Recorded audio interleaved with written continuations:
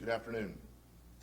The Broken Arrow Police Department has arrested 16-year-old male from Tulsa, the suspect in the September 22nd homicide investigation. The Criminal Investigation Division has been following leads after officers discovered 23-year-old George Santos deceased at 11:30 p.m. on Friday, September 22nd, 2023. His body was located behind a business in the 6100 block of South Garnett Road. The 16-year-old suspect faces charges of first-degree murder. The investigation is ongoing, and further information will not be released in reference to this particular homicide. For general purposes, this happened near the Kentucky Fried Chicken. Officers were originally called to an alarm call in the area. Officers attempted life-saving measures, but the victim was pronounced deceased at the scene. Video surveillance shows confrontation that took place between Santos and a group of some other individuals on the scene. We've had 3 such homicides of this nature this year.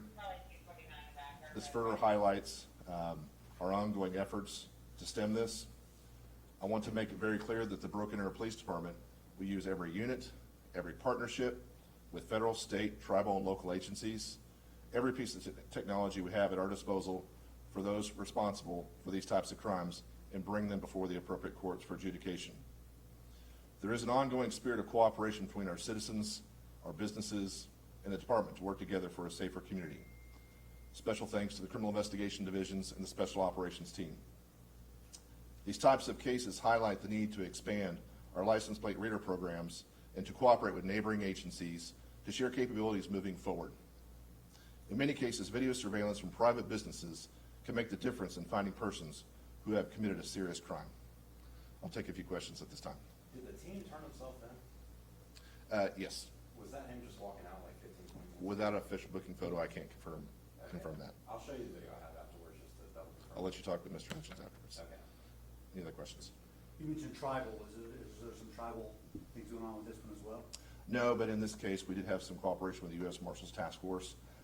The point of that comment is, regardless of what the situation is, we have partners, whether it be tribal, local agencies, federal agencies. We're going to use every single cooperative effort we have at our disposal to make sure we catch people that do these kind of crimes. Can you just talk about the nature of it? Because I read through the PC affidavit and it seemed like he almost walked this guy down as he's running away. So the confrontation involved 2 different groups of people. The suspect himself fired several shots at the victim.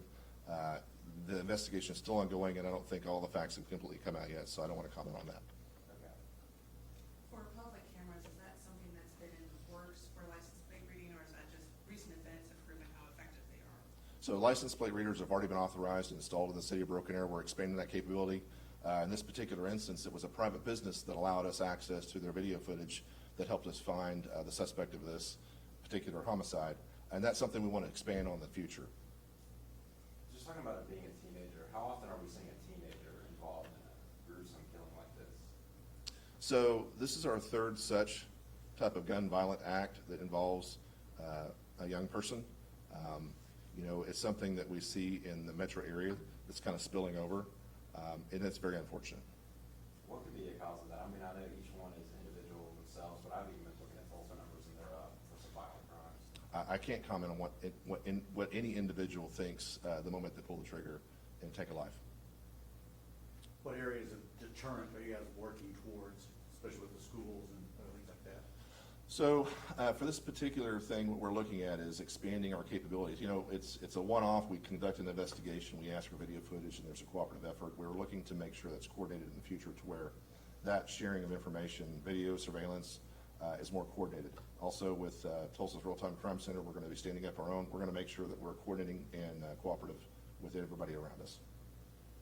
I guess maybe where I was going was with young people, and this, like you said, we've seen that now recently with teenagers doing the killing. What deterrent is who's the police working with to deter young people from gun violence?